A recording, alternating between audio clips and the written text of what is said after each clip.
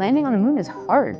We're going back. Under this Artemis program, we're going to be sending humans to the moon for the first time since Apollo. So ahead of humans, we want to get up as much science exploration and technology experiments as possible. So CLPS starts facilitating a lot of the early science, the things we want to learn before we even send humans. CLPS stands for Commercial Lunar Payload Services, CLPS. The services part is the key element. Ordinarily, when NASA delivers a payload to the surface of the moon, they do it with a commercial partner, but NASA controls the billing of the vehicle.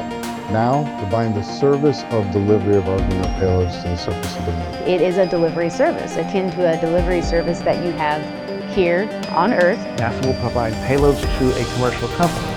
They decide how to get it to the moon. They have to develop their own lander, but they also have to manage the entire end-to-end mission. It's meant to provide affordable, rapid, frequent access to the lunar surface through American companies. We're funding different companies. We have commercial companies that are competing to win task orders to deliver our payloads to the surface of the moon. One of the goals when we started CLPS was to help establish a lunar economy. Somebody has to do it first, and then it becomes commercially available. Then they're able to crank them up. Then they're able to make it more affordable. And so the lunar surface is just the next frontier for a commercial environment. But we had to acknowledge up front, all the way through the highest levels of the agency's leadership, that some of them will fail. These missions may not be as successful as a traditional NASA mission. We have accepted the risk that going through this innovative approach with these commercial companies, that there could be some failures. Some of them are new companies. None of them have ever successfully landed on the surface of the moon.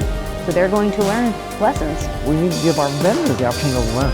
And so that'll help ultimately buy down our risk as these companies learn, okay, what does it take to actually build up the lunar lander, integrate payloads, get to the lunar surface and land safely. They've been able to demonstrate that they have very, very good technical depth and the ability to design and execute missions. We're willing to take more shots on goal. We aren't risking human lives. And in the big picture, if we're flying missions at 1/10 of the cost of a NASA mission, and we fail 2 of them, we still get 8 missions for that same price. Even with 1 or 2 or 3 failures, this is still a very economical proposition. It's a risk posture which is more risk tolerant than NASA is accustomed to. There's not a single one of these companies that's willing to bet the mission on a coin toss. Every one of them is doing what they can in order to have the most successful mission possible. But the important thing to realize is that risk tolerant does not mean risky. And the rewards are a long-term ability to get payloads to the moon inexpensively, frequently, and rapidly.